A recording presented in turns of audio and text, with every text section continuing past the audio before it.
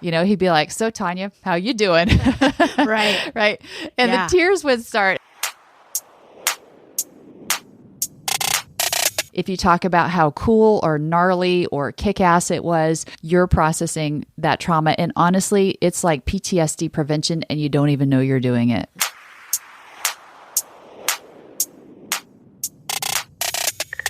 Welcome to Medic Mindset. I'm Ginger Locke. The idea of the show is for me to sit down with medics one at a time, face to face, and immerse myself in their accounts of what it's like to do the job. The good, the bad, the ugly, and the beautiful. It's slow and meandering, and what surfaces is relatable and useful. This is the first episode where I visit with a guest who's not a paramedic. However, if anyone appreciates what it's like to be a medic without actually being one, it's this guest, Dr. Tania Glenn. What I discovered in talking with her is that she might understand some parts of our psyche better than we understand ourselves. As a licensed clinical social worker and with a doctorate in psychology, she's been in practice for over 25 years. She's a leading national clinician in the treatment of PTSD. She specializes in working with emergency responders, the military, and the aviation industry. She's been called a warrior healer, and it's with good reason. I managed to get a face-to-face meeting with her, and she packed a lot of valuable information into our little jam session. We talked about resilience, stress inoculation, peer support teams, and the signs and symptoms of PTSD. We had a similar conversation to the one that you're about to hear 8 months ago. And in fact, in that conversation, the seed for this podcast was planted. Because as I was talking with her, or rather when she was talking with me, I kept thinking, every medic should hear this. So please, if you can, share it with a friend.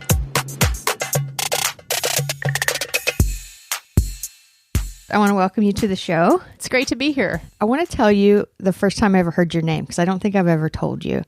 The story is, I have a gentleman that comes and talks to our graduating students that are about to go out into the field as paramedics. And he is something like a 30-year paramedic and flight nurse. The topic of the talk that he gives, I named it the top 10 things you would tell a new paramedic. One of his pieces of advice is have a Tania Glenn in your life. So I was sitting in on this discussion. I'm like, well, I don't have a Tania Glenn in my life. Like, what's a Tania Glenn?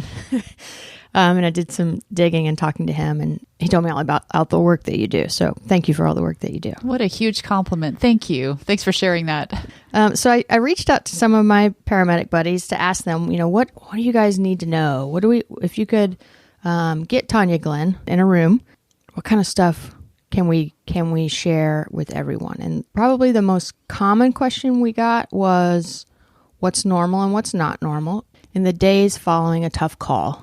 What types of symptoms are expected, just normal, like adjustment to a tough job? And then what types of symptoms are pathological? Okay, so there's sort of two parts to that answer that I want to give you. The first is, it is, of course, very, very normal to see changes in yourself over time in terms of, you become cynical, a little jaded, a little hardened, and that's par for the course. A lot of times in a successful career of a paramedic, you're going to see folks who become just progressively desensitized to certain types of scenes, trauma, whatever that is. And that's good because that keeps you doing what you do. When there's a significant call like a trauma, and when we talk about trauma, we have to remember that it's different for everybody. So what impacts one person may not another, and everybody's interpretation of that event is what determines if it's something we're going to worry about. So with trauma, a bad call, one that sticks with you, here's what I tell all of my customers. And I do this because I'm very, very conservative when it comes to people's treatment. And we want to hit the bullseye every single time. We don't ever want to just let people suffer. So you have that bad call and you go home and you think about it, and you can't get that smell out of your nose and you can't get those images out of your mind. And you replay it like a movie, pretty hardcore for, 2 to 3 days. What I always tell people is that 7 days out, I want that call fading to long-term memory. In other words, you focus on your kids when you're with your kids, not on the call. And you're thinking about other things, not the call all day long like you were on day 1 and 2. So 7 days out, it's fading. The nightmares are slowing down if they haven't stopped already. And then 14 days out, I want that call in your long-term memory. You may never forget it, right? But you experience it almost like it's fading. You don't think about it unless somebody asks you a question or there's something on the news or, that kind of thing. But banked in your long-term memory and the experience that a lot of first responders say it's fading is where we want it at 14 days. Because if you hit day 30 and you're still re-experiencing it like you were on day 1, 2, and 3, then we're looking at some real potential problems. So I like to nip it in the bud. And I like it at 2 weeks. That way we don't even approach PTSD and some of those things. Now, it's normal. Everybody retires with their top 10, 15, 20 calls that they'll never, ever, ever forget. And as long as they can think about it, but not have like flashbacks and nightmares all the time about it, then you're good to go. Yeah, good. Thank you. We use the word PTSD a lot. Are there other anxiety disorders? Yes. So there are anxiety disorders. And actually the new DSM actually pushed PTSD out of the category of anxiety disorders. You see people having what we call panic attacks and those types of chronic anxiety disorders. That's not really typically what we see for folks. It is normal to have, a little bit of anxiety going on shift. You don't sleep well on the station because you're sleeping with, one eye and one ear open. And so there's no normal stress reactions that paramedics have. Sometimes there is anxiety about certain types of calls or certain types of events and what will happen. And we can deal with those. Hopefully that's the kind of situation where we're not actually dealing with post-traumatic stress disorder. The other thing about the anxiety is a lot of times what happens is paramedics think that they're having anxiety when in fact, when they continue to relive a call, they're actually having a fight or flight response. And that fight or flight response actually feels like anxiety, like a panic attack. Sure. And so when we're able to glean out what's really going on, then we're able to really hone in on what we need to fix. Mm-hmm. But yeah, so there's a whole gamut. And I don't want to go too in depth because I don't want paramedics diagnosing themselves. Yeah. Please don't do that. There is that danger. Yeah. But I think it's important to understand that everybody has, you have your baseline level of functioning and you know how you are day in and day out. And you look at your partner and you know your partner's baseline level of functioning. You know how he or she rolls kind of day in and day out. And what we're looking for is when people aren't the same, when they're not back to normal, when their attitude is different, their coping mechanisms aren't working or they're unhealthy, and people just aren't bouncing back. And you see that in each other, you see it in yourself. And when you feel like you've been pushed to the ground and you can't bounce back from this one event or series of events, that's when I want folks to get help. Mm-hmm. And what does help look like? What's your treatment approach? So the typical paramedic is fix me yesterday, which I get it. And the other thing that I hear a lot, and please don't do this, paramedics all the time say, I've been thinking about calling you for the last year. And I'm like, yeah, you should have called me a year ago. It would be a lot easier if we'd done that. Right. So getting help means that you find the right person who understands public safety, who understands the typical day of a paramedic and what's not typical, who really, really understands trauma and burnout and the differences between burnout and depression. Coming to therapy is generally, it's not a forever and ever thing. It's kind of like physical therapy. You start the process to finish it. You're going to set some goals. You're going to get objectives to reach those goals. Both you and your therapist think is, I call it the plan of attack.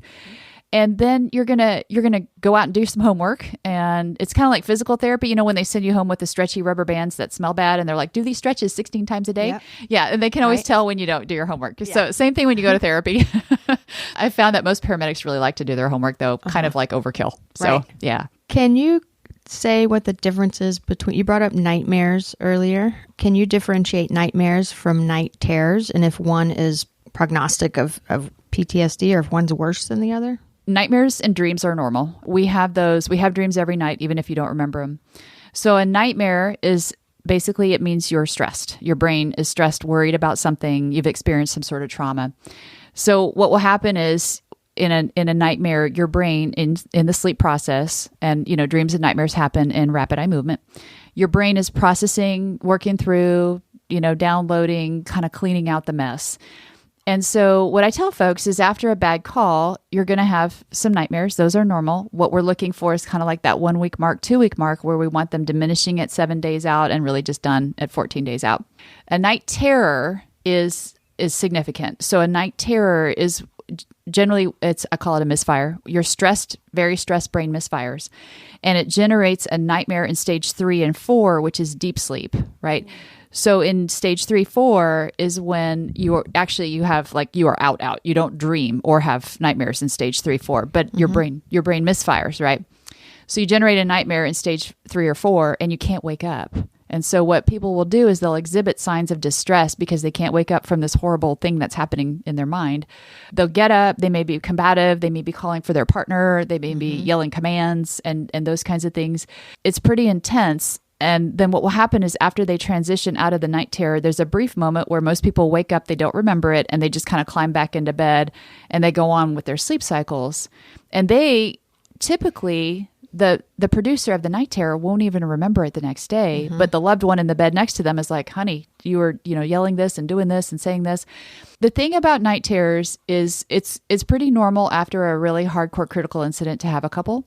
And I give people like 1 or 2, but if they continue, we're coming in for treatment. And I do the eye movement desensitization and reprocessing for trauma and nightmares and night terrors and all that. But 1 or 2, and then I want it to pass, right? But if it continues, we're going to do 2 things. Number 1, we're going to hit that trauma. And number 2, we're going to work on some sleep hygiene issues. We're going to lock up weapons. We're going to, if you have little kids who climb into bed when they've had a bad dream, we're going to get them to go in on the other side of the bed. We're just going to do some really kind of safety precautions until we get this trauma resolved. Right. So I had a EMS partner once who would occasionally have night terrors, and it's alarming. Yeah, it's really scary, isn't it? Yeah. And you feel so bad because you're just helpless to... There's a lot of confusion. Yeah, absolutely. The advice I've given paramedic students from the day I started teaching, when you have a tough call, you're supposed to externalize it. You're supposed to journal about it, talk about it with the people that were on the call, with a partner, not a romantic partner, but with your partner at work. Is that therapeutic, and is there a time window in which you should externalize for it to be therapeutic? Absolutely. I always tell my peer support teams in training, get them talking, keep them talking, right? Because get them talking, keep them talking right away is actually within the first 48 hours. So trauma that becomes PTSD gets captured in your frontal lobe of your brain, and your frontal lobe just can't process it like normal. And so it captures it and it hangs on to it and it tries to process it later on. Within the first 48 hours, right, your brain is really wired to process trauma. And how we do it is we talk about it, we write about it, we laugh about it, we joke about it, whatever it is, however it comes out, right? If you talk about how cool or gnarly or kick-ass it was with your partner, with peer support, whoever, you're processing that trauma. And honestly, it's like PTSD prevention and you don't even know you're doing it, right? So that one of the biggest components is I train peer support teams to get in there. Basically get them talking, keep them talking. If they're laughing, let them roll, right? Just let that process happen because it's beautiful. It is absolutely amazing. And has an expiration date. So I like get them talking, keep them talking within the first 48 hours. That, that's when your brain is really wired to process that trauma. By about 5 or 6 days out, you've kind of passed that window of opportunity. The worst thing though is that people suck it up and walk it off, because that has never worked. And so walk it off, get over it is basically saying that you're not allowed to talk about it, we don't talk about it. And then what you do is you internalize it, and then basically things progress down that path that you don't want them to. I think a lot of medics would chew on it. They're rehashing it in their own brain, but it may not have a social component. They're not sharing it with another person. Is it important for another person to be there? What I mean is in the first 48 hours, if they have tons of alone time, they're introverted. They're taking walks, they're thinking about the call, but they're not actually truly externalizing anything. Do you think it's as therapeutic? I think it can be. Introverts, they process their thoughts, their those images in their own way. And so if it's that you don't want to verbalize it, but you walk, you work out, you go for a run, and you just let your mind go and you work through that call. Absolutely. Absolutely. What I don't want is for people to drink it off. Right. So if you are the kind that you kind of hold things close to your chest, and that's just how you are, then certainly working out, going for a walk, just processing through, thinking about it, just having some time to allow your brain to start to work through it, and knowing that if you're getting stuck, then it's a good idea to reach out for help. But absolutely, everybody's different, but don't go drink it off. Right. Don't sweep it under the rug. Exactly. dedicate some time to it. Exactly. One question I got, the question was for you, was how does a medic know that they don't have a problem lurking? Meaning they're a medic, they go run calls all day, every day, and they feel perfectly fine. And for the last 5 years, they've been in EMS, and they don't notice any distress. But they're worried they're shoving all this stuff into some black box, and it's going to suddenly crack open or something. Mm-hmm. Do you think it's possible that they're not experiencing any distress and there is no pathology there? And the opposite, is there a little box that might crack? So I always say, if it's not broken, don't fix it, right? And so if you're okay, and every incident that I've been to, large, small, whatever, I've said, if you're good, you're good. Let me know if that changes. Right. What we see, especially these days, because, the days of, EMS conferences being sex, drugs, and rock and roll, we're kind of growing out of that a little bit. And we're looking at, let's look at fitness and mental fitness and resilience and working out better. Yeah. And so I think as more paramedics are living a healthier lifestyle, it's actually translating to a more resilient individual, both mentally and physically. And when you are rolling through and you're good and you feel good, that is awesome, right? Yeah. Your brain is going to give you a little bit of a little early distant warning if you're not, and then you pay attention to that, right? But it's not like people just cruise through a 20-year career in EMS and then just one day just lose it, right? So you're going to notice some things, some changes, or your spouse is going to say, hey, honey, what is this? That kind of thing. That's typically what we see is very often people roll through their careers and they're like, am I sick because I'm okay? And it's like, no. Keep going. There's some guilt that goes with that. Yeah. I can't identify any symptoms that I had. There's so much attention to it. You're kind of like, am I all right? Yeah. It's almost the opposite problem. Yeah, absolutely. And speaking of spouses and friends and family of medics, what are those early indicators that they're in some distress? Well, the biggest thing, and I hear this from loved ones of paramedics all the time, is you have that look when you walk in the door. That means that something's different. Usually you come home and you look a certain way, you walk in the door and you have what they call the look. And that's that whether it's 1,000-yard stare or distress, or you can feel that energy when they walk in the door that maybe they've had a rough shift or a bad call.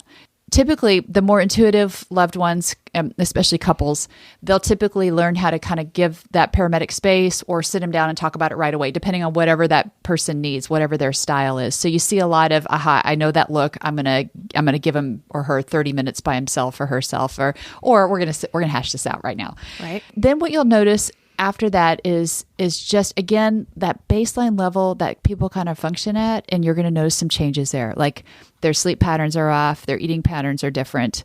They're really preoccupied with that call. There's a sense of maybe anxiety about going back to work. Mm-hmm. You're going to start to see and feel those things. You may hear some nightmares going on, but it will definitely, I always tell loved ones, trust your instinct, right? Our instincts are beautiful and they tell us everything we need to know. If your instincts are like, hey, you're not okay with this call, let's get this addressed, then they'll be able to identify some really specific things in terms of changes in the baseline. Okay. Yeah. We teach that to paramedics too, about family members calling for their kids. If the mom says something's not right, something's not right. Exactly. What is your personal connection to PTSD? How did this become your life and your career passion? Well, so I had this really great childhood and I had awesome upbringing. I had really kick-ass parents who did a tremendous job. And I was very protected. So I actually it was halfway through my master's degree. I watched this horrible debacle happen in Waco with the ATF, like most of us watched it on TV. And I couldn't stand it. Like I couldn't, and I went to school the next day and I told my professors that this is what I needed to do. And they thought I was nuts. One of them said, actually, she was mistaken. She's like, oh, you're going to help people like the Branch Davidians. And I said, no, I'm going to help people like the ATF. Mm-hmm. And she said, wow, that's crazy because they're really mean and they carry guns. And I'm like, yeah, okay. So that was my calling. And at that point, I knew that this is the kind of work I want to do. Mm-hmm. I created my second year internship at Brackenridge Hospital emergency room. Back then they hadn't had an intern in years. And I went to work and I gravitated towards public safety and trauma. And it's just my calling. I was told in grad school that I'm a little too type A to be a counselor. So I just found my patient population that works. Yep. That's a good match. Yeah, here I am. Very cool. Well, thank you for all your work. Yeah, thank you. Thanks. There's a lot of talk about resilience. And so just to back up. So you were saying, after a traumatic event, the very best thing to do is get them talking and keep them talking. The step prior to that, I think, is, I guess the only word is stress inoculation or resilience. How does a medic build resilience? So when I teach resilience, which I love to teach, right? And resilience has kind of taken over the whole stress management, term, which to me, stress management has always sounded kind of pansy. Mm-hmm. But resilience is about strength. It's about, and I love that. So when I teach resilience, I call them my fun sucker slides, and I'm like, here they are. And we talk about nutrition, hydration, sleep, all the things that make you who you are. We talk about morality. We talk about faith. We talk about lifestyle choices and being healthy and not defying your need for downtime and that ability to unplug and disconnect and turn off your iPhones and all that stuff. So it starts with a happy, healthy person in a healthy lifestyle. Then as people become trained and they go through EMT basic and, intermediate and they get onto paramedic, is to have the best instructors are the ones who can navigate their students through what they're ready for at the time. Now that's easier said than done, because sometimes there are calls when you're a student and it's like, wow, and I end up coming out to your call because it was so bad, right? Mm-hmm. But we try to gradually and incrementally expose people to what they're ready for. And exposing them to that stress inoculation and the ability to take folks and provide sort of that graduated level of training and exposure is one of the best things you can do. Someone asked this question. I thought it's interesting for me because I, as a paramedic professor, I have students come into the program from day one with a diagnosis of PTSD. These are often like military veterans that want to parlay their skills from the military into something really, really useful, like being a paramedic. And we want them there and we want to encourage them to be there. What do you have to say to someone who starts with PTSD to enter a field that you already know you're going to be encountering stressful environments? I would say that the best thing you can do, the best investment that you can make in yourself for your next career in EMS is to get your PTSD conquered while you're in school, before you start school, whenever you have time to do it, get it conquered, really, truly. So people with PTSD, and I've worked with combat medics and Navy corpsmen who came back from tour number 1 with PTSD. And we treat it, we conquer it, we get it resolved, and they go back for tour number 2. And tour number 2 is twice as bad as tour number 1. And they do way better because we have trained their brain to process trauma. They also know how to take care of themselves. Mm-hmm. So they actually fare better having conquered PTSD. So what I would say is you don't have to suck it up and drive through this. Let's deal with it so you can be that much better. And then the other thing that people do with that kind of wisdom, and wisdom causes gray hair, and conquering PTSD is a lot of wisdom, is then they look out for other people and they recognize it. They've got this barometer, mm-hmm. and they see it in others, and then they pay it forward by getting help right away for people that they work with. So as long as they come in and deal with it, they're going to have a much happier, healthier career. I love that. I love that. Because I've often thought of PTSD as a diagnosis that was a permanent one. And I love you talking about conquering it, because that gives me the sense that it can be a temporary problem. Absolutely. I think the permanent idea came from our Vietnam veterans because nobody knew what they were doing back then on how to treat it. I mean, I've worked with Vietnam veterans who, in the family brief, their wives were told if they were just better wives, and this wouldn't be a problem. Mm-hmm. Like, oh my gosh, like we did such a disservice to them. And because they never got better, I think the impression was coming into the 80s and 90s that PTSD is permanent. We have so many tools in our toolbox, powerful tools that help people conquer this and become better. And it's amazing to watch this transformation, and it doesn't take long. And that's the beauty. is that you're in, you deal with it, you're out, you go live, and you're happy, and you do. It's amazing. Yeah. And when you talk about your treatment approaches, one of them I know is the EMDR, eye movement desensitization.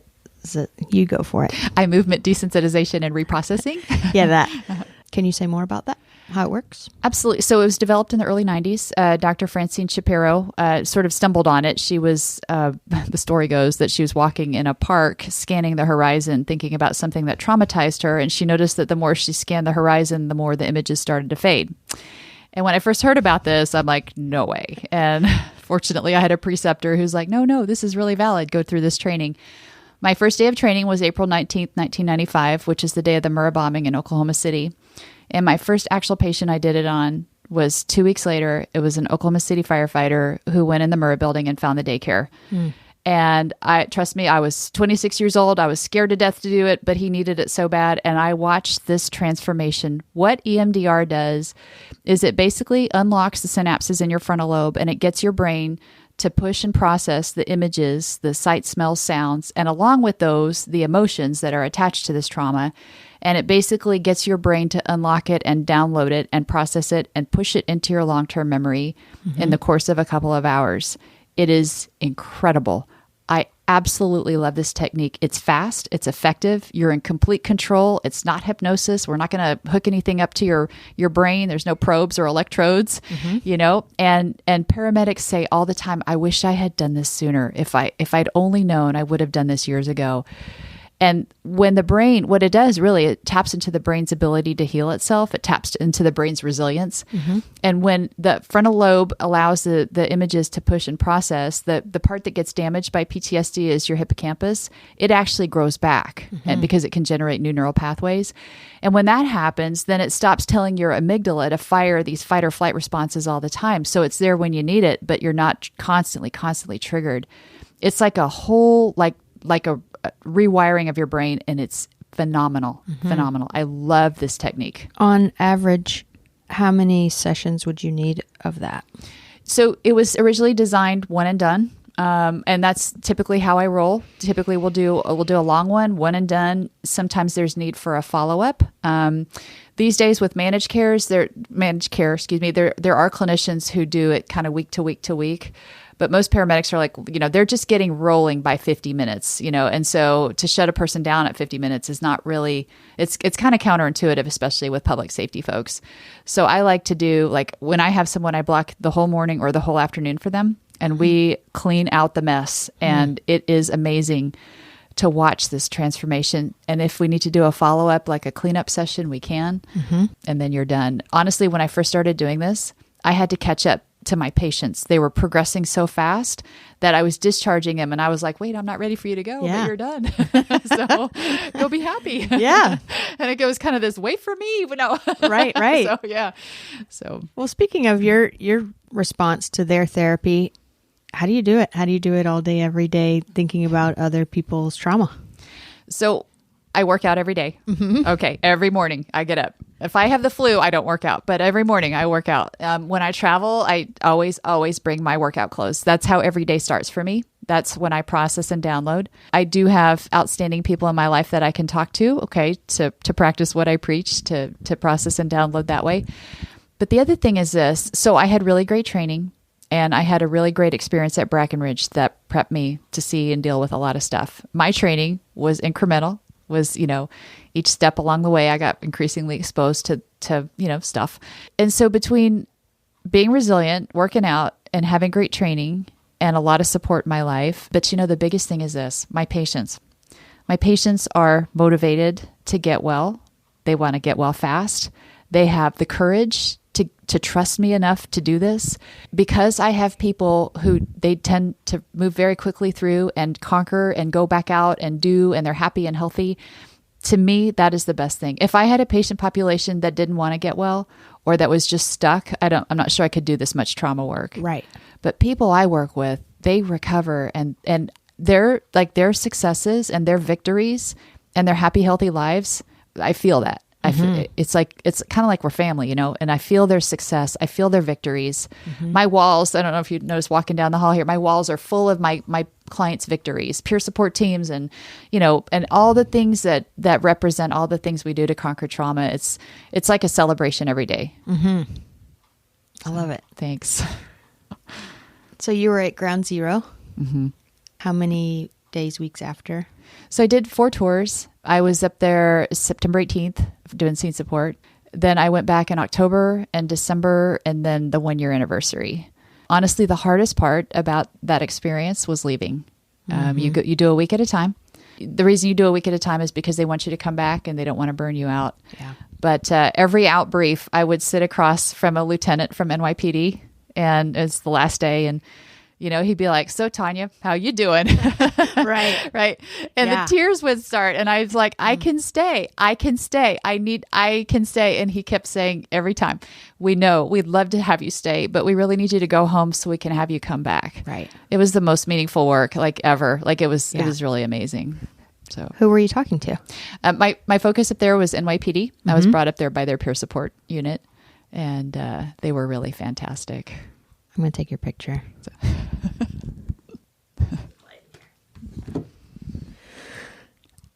CISM has, there are a few people that have said that there's no scientific evidence that it's helpful. Do you think it's helpful?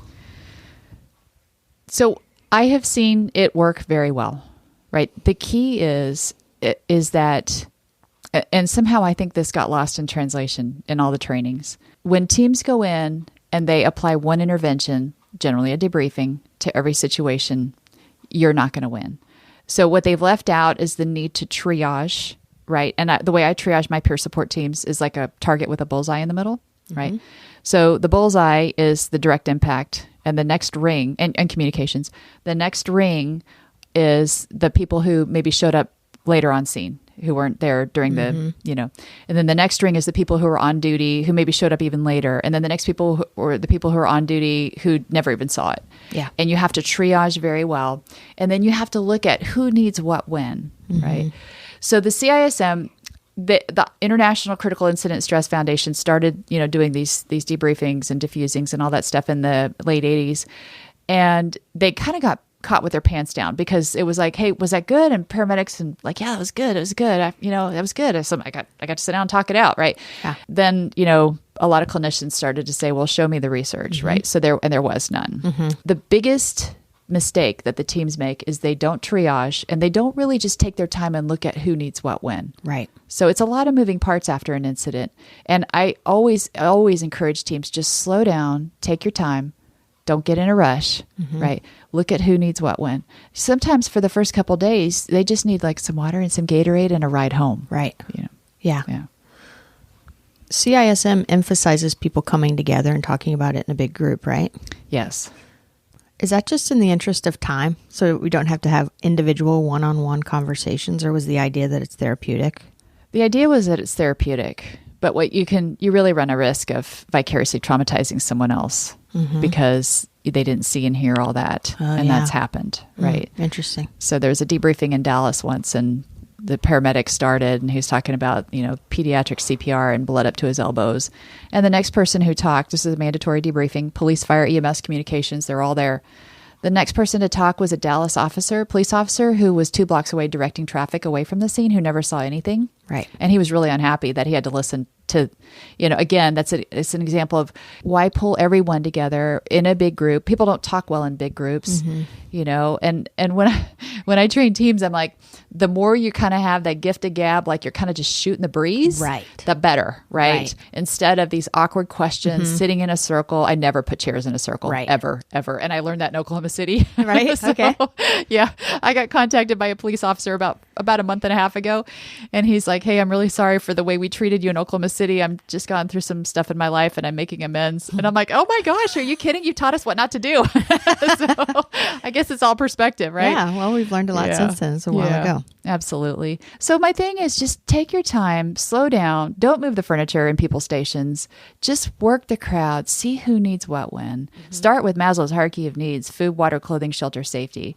And then work your way through it. Don't get in a rush and don't feel like you have to slap one intervention on every situation. Yeah. Yeah. I like that response. Thank you. That's kind of how I see it. I've done some critical incident stress debriefings as a medic, and I don't know if it was therapeutic or not. I don't know. It's hard to tell. Yeah. But it didn't feel organic. Mm-hmm.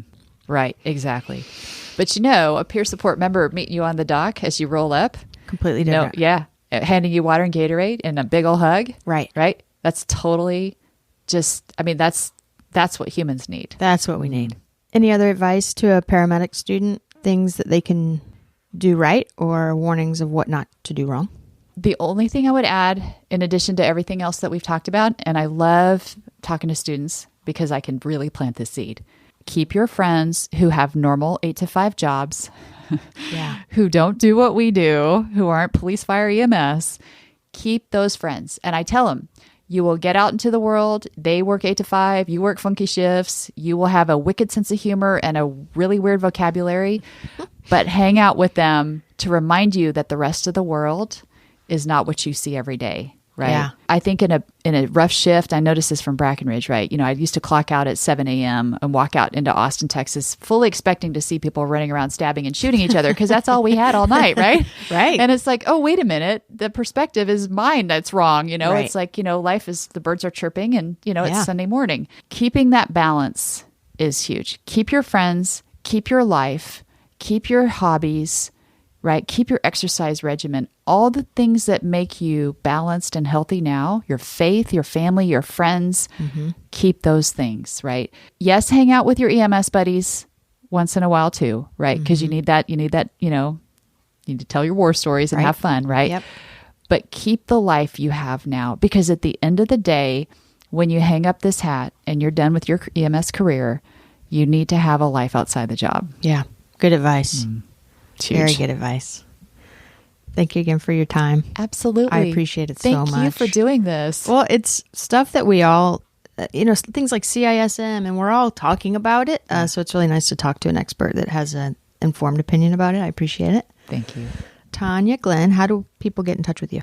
My website is www.taniaglenn.com. All my contact information's on there. At the bottom, I think at the top of my bio, there's email Tania. You can email me, and then my number is on there as well. Awesome. Perfect. Thank you. Thanks a lot.